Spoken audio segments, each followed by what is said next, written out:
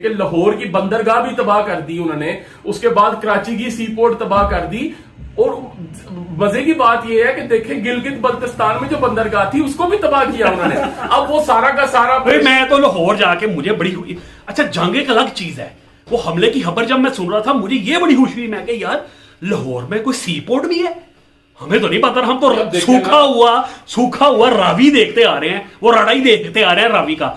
सी port कहां से आ गई लाहौर में? मैंने तो बड़ी ढूंढी है जाके, मुझे में सी पोर्ट जहां पे उन्होंने पहाड़ी इलाके में सी पोर्ट उन्होंने डिक्लेयर कर दी और तबाह भी कर दी है वहां पे हमारे। अच्छा अवाम इस नैरेटिव को बाय करती है, मानी आप अवाम का इंटेलेक्चुअल लेवल चेक करें। अभी जो रिसेंटली उनके एयर चीफ ने बोला कि 3 महीने के बाद बता रहे हैं कि हमने पाकिस्तान के 6 जेट्स गिराए हैं। अवाम इस नैरेटिव स्ट्रेटेजी पूरी दुनिया में जनाब प्रिवेल्ड हो चुकी है कि जब भी इलेक्शन आने वाले होते हैं हम लोग भी अपना ज़हन तैयार कर लेते हैं कि इस दफा किसको चाय पिलानी है, इस दफा शिवानगी को, मतलब सॉरी चले छोड़े इस बात को। आप देखिए शिवानगी की बात मैं ऐड करना चाहता हूं, अभी तक शिवानगी को उसके बाद जब कुट पड़ती है, मार पड़ती है, तो कहते हैं पाकिस्तान ने हम पे ही हमला करना शुरू कर दिया। ये किस किस्म का माइंडसेट है? अस्सलाम वालेकुम, इन्फिनिटी टॉक्स के एक और नए एपिसोड में आपको खुशामदीद कहते हैं। लास्ट एपिसोड में हमने जनाब इंटरव्यू किया था शैतान का, जिसमें शैतान ने बहुत सी बातें की और अपने आप को मजलूम साबित किया आजकल की नौजवान नस्ल के सामने।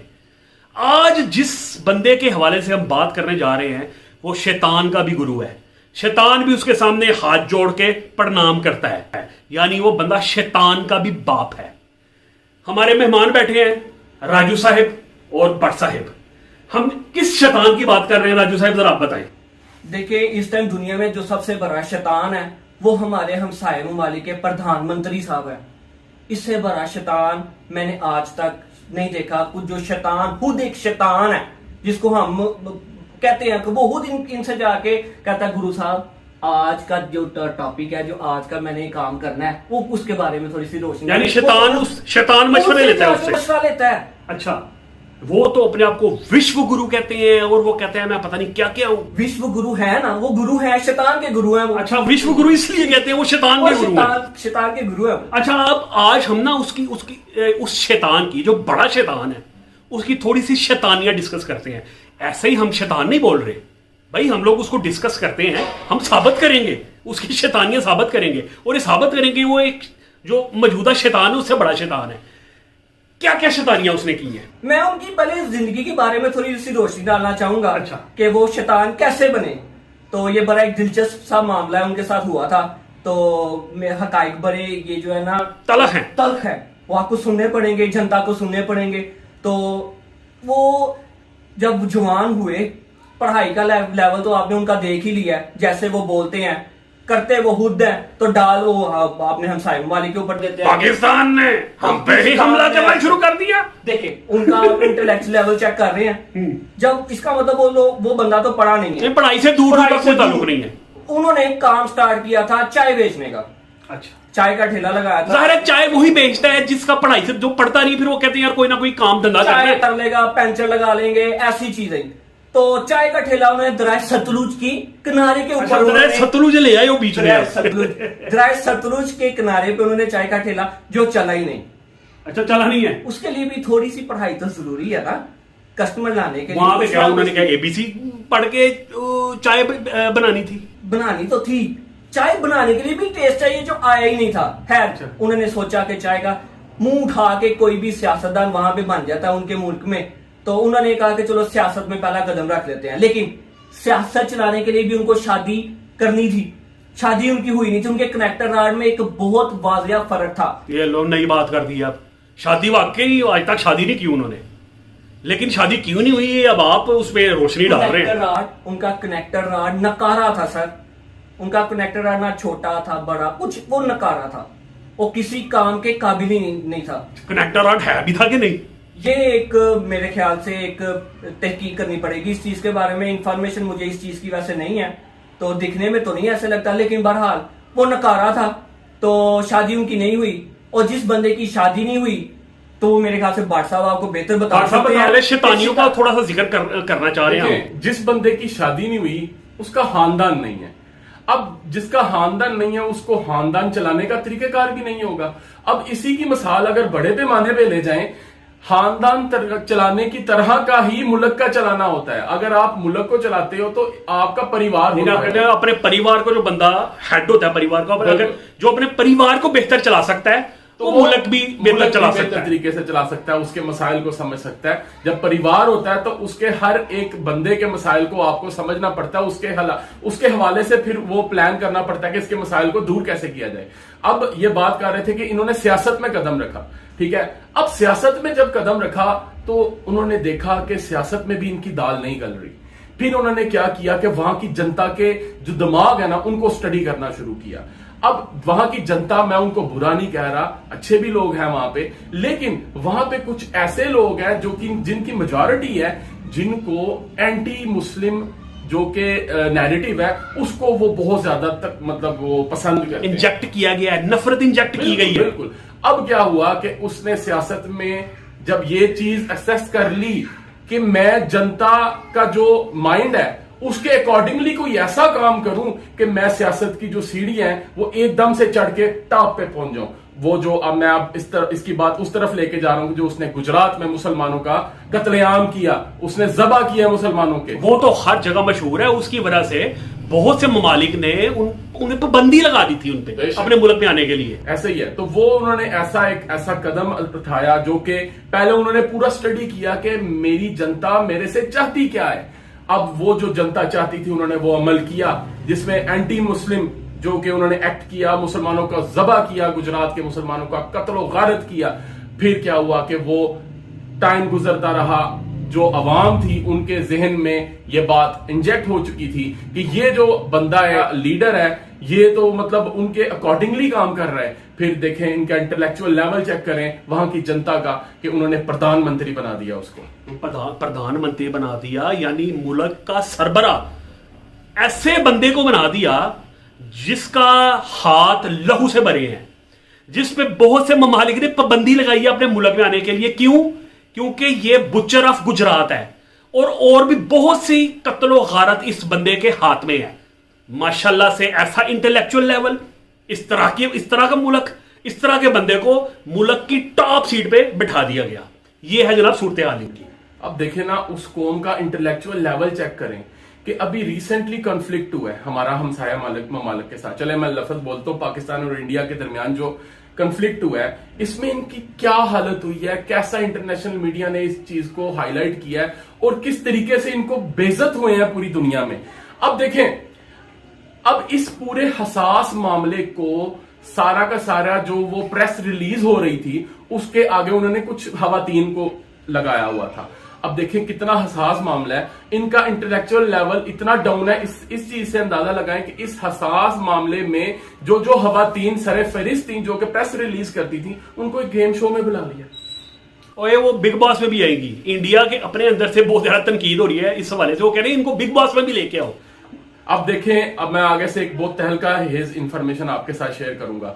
अब ये बहुत ही बड़ा और मैसिव किस्म का हमला करने जा रहे हैं पाकिस्तान पे। नहीं, वो अभी थोड़े दिन पहले आके कह रहे थे, वो कह रहे थे, उनके एयर चीफ कह रहे थे 6 त्यारे 3 महीने बाद याद आया कि पाकिस्तान के 6 त्यारे गिरा दिए। 6 त्यारे गिरे हैं, 6 त्यारे हमारे गिरे हैं, हमारे गिरा रहे हैं ना, हमारे गिरे हैं। और ये हमला जो हम पे उन्होंने किया, हमारी तबाही, हमारी लाहौर की जो बंदरगाह है वो तक तबाह कर दिया इन्होंने। लेकिन ये सारा का सारा नेक्स्ट आगे से फिल्माया जाने लगा है। ऑपरेशन यानी कि आप बदला लेंगे हमसे। ऑपरेशन सिंदूर की मूवी आने लगी है। ओह माय गॉड, देखें उस मूवी में वो देखें ऐसे ऐसे चीजें बताएंगे, वो जो बातें जो मफोकुल फितरत बातें कर रहे थे कि लाहौर की बंदरगाह भी तबाह कर दी उन्होंने, उसके बाद कराची की सी पोर्ट तबाह कर दी। और मजे की बात यह है कि देखें गिलगित बल्तिस्तान में जो बंदरगाह थी उसको भी तबाह किया उन्होंने। अब वो सारा का सारा मैं तो लाहौर जाके मुझे बड़ी हुई। अच्छा, जंग एक अलग चीज है, वो हमले की खबर जब मैं सुन रहा था मुझे ये बड़ी खुशी हुई, मैं कि यार लाहौर में कोई सी पोर्ट भी है, हमें तो नहीं पता। हम तो सूखा हुआ रावी देखते आ रहे हैं, वो रड़ाई देखते आ रहे हैं रावी का। सी पोर्ट कहां से आ गई लाहौर में? मैंने तो बड़ी ढूंढी है जाके, मुझे नहीं में सी पोर्ट जहां पे उन्होंने पहाड़ी इलाके में सी पोर्ट उन्होंने डिक्लेयर कर दी और तबाह भी कर दी है वहां पे हमारे। अच्छा, अवाम इस नैरेटिव को बाय करती है। मानी आप अवाम का इंटेलेक्चुअल लेवल चेक करें। अभी जो रिसेंटली उनके एयर चीफ ने बोला कि 3 महीने के बाद बता रहे हैं कि हमने पाकिस्तान के 6 जेट्स गिराए हैं, अवाम इस नैरेटिव को भी बाय कर रही है। असल में उसके एयर चीफ का भी एक मसला है ना जब ये सारा कॉन्फ्लिक्ट हो रहा था, जब इनको मार पड़ी, तो क्या हुआ कि वो रात को सोया हुआ था, एक ऐसा कीड़ा उनके अंदर सरायत किया जिसने उनको पक्की नींद सुला दिया, यानी कि वो कोमे में चले गए। और उस कीड़े ने अंदर मुसलसल अपना अमल जारी रखा, कभी दाएं कभी बाएं, कभी ऊपर कभी नीचे। तो क्या हुआ कि कीड़ा जो था वो अंदर रास्ता भटक चुका था। तो वो जब तक कीड़ा अंदर मौजूद था, एयर चीफ ने तो सोया रहना था। कीड़े ने अपना काम किया, कीड़े ने ऐसा काम कराया, ऐसा काम किया। और ऊपर से कीड़ा जब दिमाग की तरफ गया, दिमाग में जाके उसने एक ऐसे शैतानी वसवसे उनके अंदर पैदा किए कि 3 महीने बाद जब कीड़ा दिमाग से होते हुए कान के जरिए से बाहर आ गया, तो जब वो उठे तो उन्होंने कहा मैंने 6 त्यारे गिराए हैं। तो वो अचानक से उठ के उन्होंने वो साथ ही मीडिया प्रेस को बुलाया और वो रिलीज जारी कर दी कि हमने भी पाकिस्तान के 6 त्यारे कराए हैं। अच्छा राजू साहब, आपसे एक सवाल है एक शैतान के बारे में। अच्छा, आपको कोई थप्पड़ मारे बहुत जोर से बिला वजह, आप आगे से क्या रिस्पॉन्स करेंगे? 3 थप्पड़ तो उसको खड़का देंगे, फिर बिला वजह कि उसने मुझे मारे हैं। मैं आपको मारूं थप्पड़, आप आगे से मुझे मारे थप्पड़, तो मैं रोने लग पड़ूं मुझे थप्पड़ क्यों मारे? मुझ पे ही थप्पड़ों का हमला कर दिया। ऐसे तो नहीं आपको रोना चाहिए, आपने मुझे पहले थप्पड़ मारा है। फॉल्स तो मैंने तो अपना वो करना है ना। फॉल्स, आपकी ये स्ट्रेटेजी पूरी दुनिया में जनाब प्रिवील्ड हो चुकी है कि जब भी इलेक्शन आने वाले होते हैं हम लोग भी अपना ज़हन तैयार कर लेते हैं कि इस दफा किसको चाय पिलानी है, इस दफा शिवानगी को, मतलब सॉरी चले छोड़े इस बात को। अब देखिए, शिवानगी की बात इसमें ऐड करना चाहता हूं। अभी तक शिवानगी को उन्होंने शो नहीं किया, मीडिया में दिखाया। शिवानगी कहां गई है? शिवानगी हालांकि पाकिस्तान भी ऑन करने से इनकार कर रहा है, और हमारा ऐसी चीजें ऑन करने से इनकार ही कर देते हैं। चीफ मार्शल असल में औरत का मामला था ना, तो औरत को क्या बंदा शो करे, वो बंदा। अच्छा, फॉल्स फ्लैग ऑपरेशन किया, पुलवामा किया, पहलगाम किया, पुलवामा में जलील हुए अभिनंदन के हाथों। बाद में जो बंदा जलील होता है इनका आके, उसको जाके वीर चक्र दे दिया। मतलब क्या क्या डिस्कस करें हम? अभिनंदन यहाँ पे जलील हुआ, उसको चपेड़े पड़ी पाकिस्तान की मतलब आवाम से। मैं बताता हूँ इसकी मिसाल, बड़ी सिंपल सी मिसाल है सर। अपना लड्डू हर एक को गोल लगता है। अच्छा, कुछ समझ रहे हैं आप? अपना लड्डू सबको गोल लगता है। वो जब उनको पता चल गया कि अभिनंदन वहां जाके ऐसे वैसे हो गया, जैसे भी उनके साथ, वो शुक्र करे वो बच गया पाकिस्तानी अवाम के हाथों, तो वरना तो उसकी वो लाश ही जानी थी वहां। वो तो हमारी आर्मी ने बचाया ना उसे, उनको तो नहीं तो उसका कनेक्टर रॉड निकाल लिया हुआ था उन्होंने। ऐसा ही है। उसके बाद उसको वापस किया, उसको वीर चक्र दे दिया। वीर चक्र देखे ना कितना मतलब हाईएस्ट आर्मी अवार्ड है इंडिया का। देखे ना, एक बंदा जिस चीज की ट्रेनिंग हासिल कर रहा है और पूरी जिंदगी उसकी ट्रेनिंग हासिल करने के बाद प्रोफेशनल लेवल पे उसको जब यूज करने का मौका आया और वो बंदा फेल हो गया, तो आप उसको वीर चक्र दे रहे हो, मतलब उसको हाईएस्ट मिलिट्री अवार्ड। तज़हीक और जो बेइज्जती हो रही थी उसको छुपाने के लिए करते हैं, लेकिन वो बेवकूफ है। उन दुनिया को नजर आ रहा होता है, लेकिन नजर किसको नहीं आता?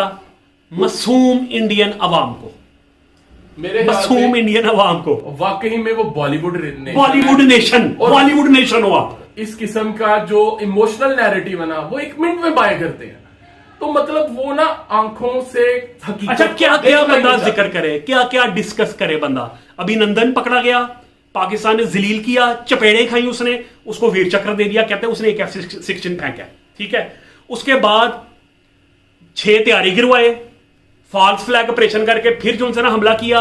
उसके बाद 6 तैयारी गिरवाए, कुट खाई, एयर बेसिस तबाह करवाई, और 3 महीने के बाद आके बोलते हैं कि जी हमने भी 6 जहाज फेंके। 6 जहाज फेंके हैं। देखें, F-16 तैयारा किसका है? अमेरिकन। तो जाहिर सी बात है, जब किसी मुल्क का मैन्युफैक्चर्ड आइटम अगर फेल होता है तो वो बकायदा तौर पे उसका सर्वे करते हैं। रफेल का क्या हाल कर दिया इन्होंने, रफेल कंपनी के सारे शेयर्स गिर गए हैं। उसके बाद जब कुट पड़ती है, मार पड़ती है, तो कहते हैं पाकिस्तान ने हम पे ही हमला करना शुरू कर दिया। ये किस किस्म का माइंडसेट है? ये क्या पागलपन है? जाहिर सी बात है, मोदी जो कि ना तो फैमिली वाला है, ना पढ़ा लिखा है, और ऊपर से टेररिस्ट माइंडसेट टाइप का बंदा है। और जाहिर सी बात है, जब इस किस्म की बातें वो करता है तो किसी किस्म की हैरानगी नहीं होनी चाहिए। हमें पता है वो किस किस्म का इंटेलेक्चुअल लेवल है।